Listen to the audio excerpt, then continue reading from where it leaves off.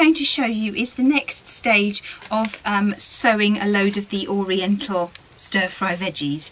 Now this year I have sown, I can't see it upside down, the Mizuna there, the Tatsoi, and the mustard giant red. Now I sowed those back in, I don't know, 6 weeks ago or so, it might have been less, in little seed trays, and they've come up absolutely beautiful. I'm well chuffed with them.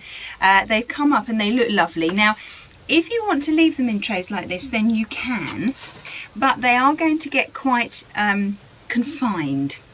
The leaves are ready to pick whenever.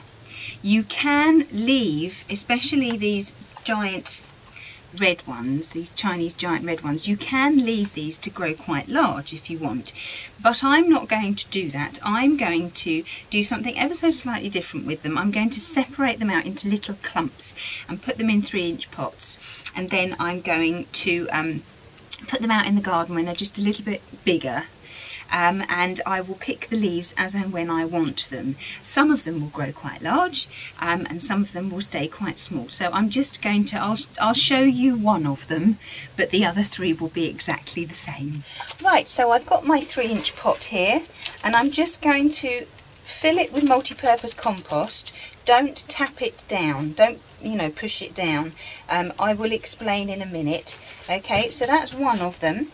So as I say, I'll just show you a little bit of one of them, but all the other 3 are exactly the same.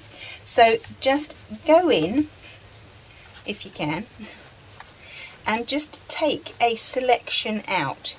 Actually, I'll tell you what, I'm just going to take the whole lot out here. And look, you can see all the roots. Can you see all the roots underneath? So they've done really, really well. But what you need to do is tear them apart. Now, don't be alarmed, because you will hear the roots ripping, but they're fine. If you tear them from the bottom like this, then you won't rip the stems here. So tear them from the bottom like that, just gently. They will come away from each other quite easily. Okay, so what I'm looking for is to get a little group of them, 5 or 6 in a little group.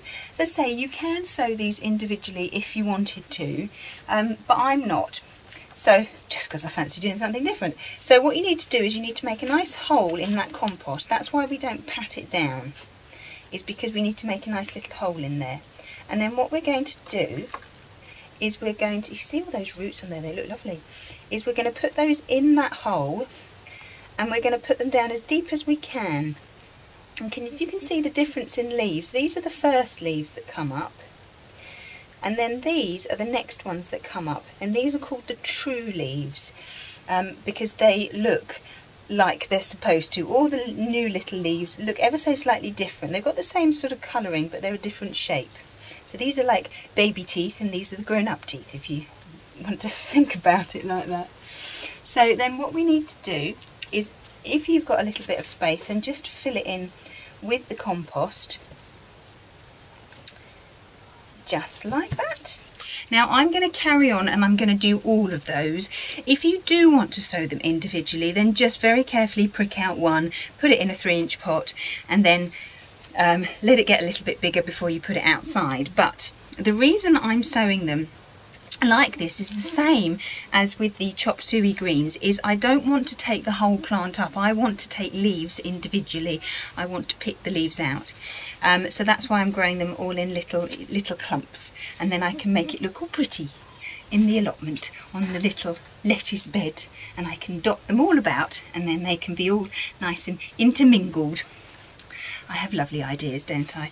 Anyway, most probably won't turn out like that, but anyway, here we go. So there's the little one. Now what you will need to do is you will need to protect it against the slugs, because the slugs will find this very, very yummy.